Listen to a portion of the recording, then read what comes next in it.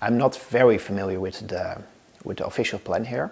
I did go through it, and it's how I see it is a very basic document which does not give you much information of what the city wants in the different areas. In Holland, if we would have a new development in a particular area, our plans for that will be very specific. It will tell you exactly how high you want to go, what shapes you want, where you want the high densities, where not, where you want what kind of buildings, and the official plan here leaves it very open. With the different wards in Toronto, in Holland we had a kind of an experiment in Amsterdam and Rotterdam. They also introduced different wards, and they're all being abolished again because it doesn't really work. The different wards did not talk to each other, and they all wanted great things for themselves, but they didn't care about the neighbors. And it doesn't work. As a city, you have to make one big plan for a city and have a bigger plan of what you want in the different areas.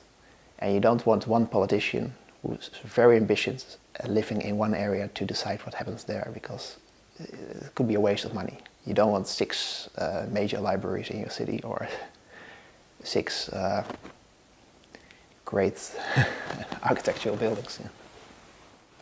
I think in Toronto, the development is all being driven by a few big developers, and they basically decide what's going on.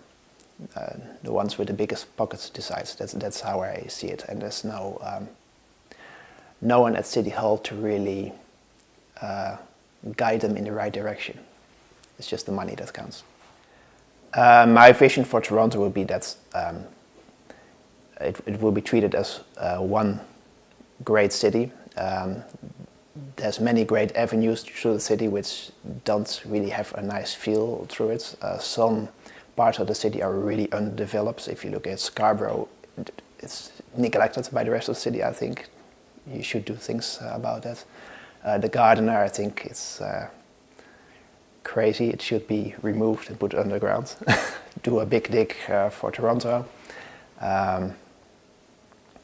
And for the rest, cherish the nice things you have and keep them. Don't break everything down and build a glass tower on top of it. Okay, what they do here with Section 37 is, I think it's a good start, only it's more like making a deal with a developer, like if you build this swimming pool, then you can build this tower. And I don't think that's the way it should be. You should have a list of what the city needs for each development. Like if you build a new tower, you may need new infrastructure, you may need a new sewer pump somewhere, you may need many things, and those all have to be taken into account. And if you make a list in advance, which is clear to everyone, clear to the city and clear to the developer, then everyone knows what they have to pay, and you don't end up in a gray circuit where you have to make all kind of secretive deals.